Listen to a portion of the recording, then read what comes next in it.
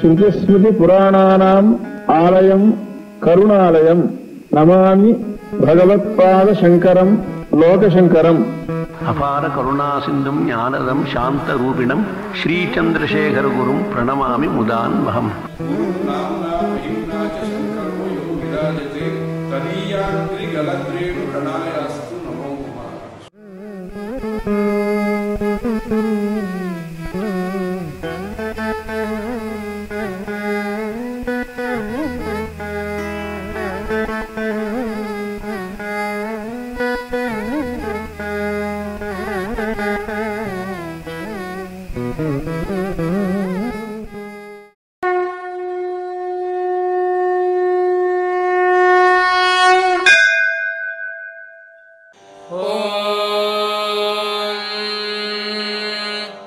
उपज्मन्नुपवेत सेवातरनदीष्वा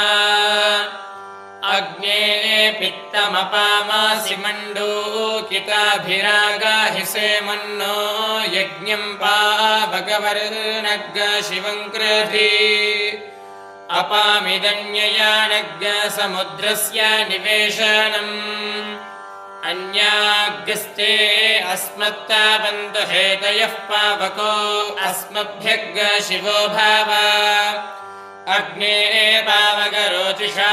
मन्त्रया देव जिह्वया आदेवान्वक्षि यक्षि च स नः पावगदी दिवोऽग्ने देवां इहावः उपयज्ञग् हविश्च नः पावकया यश्चितयन्त्याकृपाक्षामन्रुच उषसो न भानुना तूर्वन्नया मन्नेताशस्य नूरण आयो घृणेन तादृशाणो अजराः नमस्ते हरसे शोचिषे नमस्ते अस्त्वर्चिषे अन्याग्स्ते अस्मत्तावन्तु हेतयः पावको अस्मभ्यग् शिवो भाव वृषदेवेड्वरेहिषदेवेड्वानसदेवे स्वर्विदेवेट् ये देवा देवानां यज्ञियानाग् संवत्सरेणमुपभागमासाते अहुतादो हविषो यज्ञे अस्मिन् स्वयं पिबन्तु मधो न घृतस्य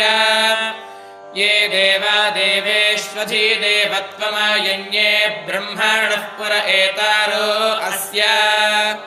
येभ्यो नरते पवते धाम किञ्चन न ते दिवो न पृथिव्या अधिस्नुषु प्राणदा अपाणदा व्यानदा वर्चोदा वारिबोधाः अन्याग्स्ते